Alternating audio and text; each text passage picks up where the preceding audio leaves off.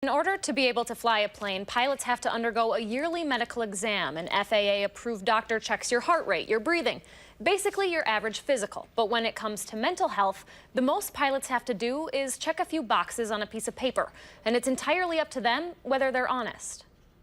Reports of pilot Andreas Lubitz's suicidal past before he crashed a plane carrying 150 people highlights a health issue often overlooked in aviation. They don't really do any kind of psychological testing. They don't run you through a battery of tests. While pilots have to go through annual physical testing, their only mental health exam is a take-home one, a medical form, 40 questions long, some of which ask about mental illness. It is incumbent upon the pilot to answer those honestly. It is self-reporting. Now, does that happen all the time?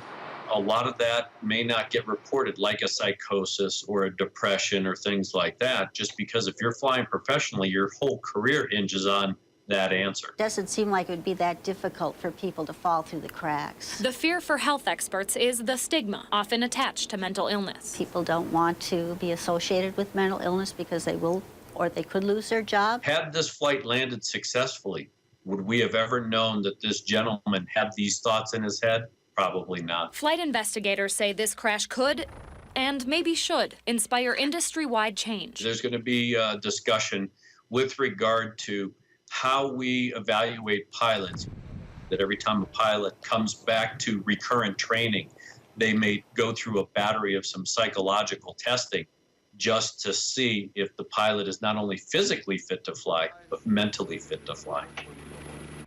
Both the health experts and the flight investigators we talked to today stress the importance of having close friends and family to step in when someone's acting out of the norm. They have both said having someone to confide in, and in some cases, having someone to pick up on the warning signs can make all the difference for someone with a mental illness. Yeah, a lot of evaluation going on after what happened in the French Alps last week. Still going on, yeah. Leah, thank you very much.